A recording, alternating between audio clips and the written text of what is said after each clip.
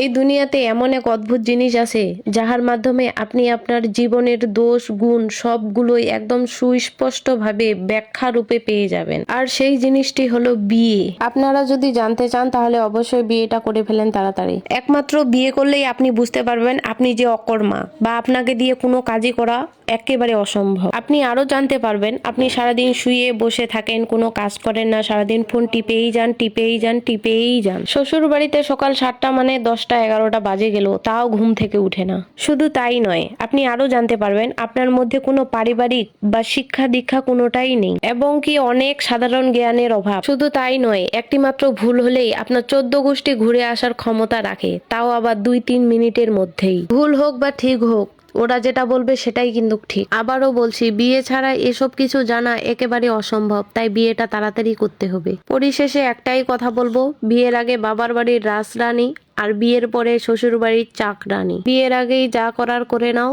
বিয়ের আগেই যেখানে ঘুরার ঘুরে নাও, বিয়ের পরে এসব ভাবাও পাপ। যাই হোক, অনেক কিছুই বলে ফেললাম। আমার কথায় যদি কারো গায়ে ফসকা পড়ে যায় এতে কিন্তু আমার দোষ নেই, আমি কিছু বাস্তব কথাই বললাম। তো 2 দিন ধরে আমাদের বাড়িতে প্রচন্ড রকমের কাজ, যেহেতু আমরা গ্রামে থাকি, আর গ্রামে থাকতে গেলে তো কৃষি কাজ অবশ্যই করতে হবে, কারণ আমাদের গ্রামে তো কৃষি কাজটাই প্রধান। কয়েকদিন ধরে বৃষ্টি ও বাতাসের জন্য আমাদের কিছু জমির ধান পড়ে গিয়েছিল, তো ওইগুলা কাটে নিয়ে আসা হয়েছে। কিছু ধান আবার সিদ্ধও দেওয়া হয়ে গেছে। ব্যস্ততার জন্য বাড়িঘর একটু নোংরা হয়ে গেছে, তো কিছু কাপড় ধুয়ে দিয়েছিলাম, ওই কাপড়গুলো এখন আর কি ভাঁজ করে রাখতেছিলাম। আর বলতে গেলে সংসারের কাজ করা শুরু হইলে কখনো মনে হয় শেষই হয় না, একটার পর একটা শুরু হতেই থাকে হতেই থাকে। আর সব সময় তো কাজ করা সম্ভব না, তাই মাঝে মাঝে কাজগুলোকে নিজের থেকে একটু দূরত্বে রাখতে হয়। তো আমার কথা যদি কারো খারাপ লাগে অবশ্যই ক্ষমা সুন্দর দৃষ্টিতে দেখবেন। তো আমার এদিকে মোটামুটি সব কাপড়গুলো ভাঁজ করা হয়ে গেছে এবং ঘর গোছানো কমপ্লিট। দেখা হচ্ছে পরের ভিডিওতে, সবাই ভালো থাকবেন।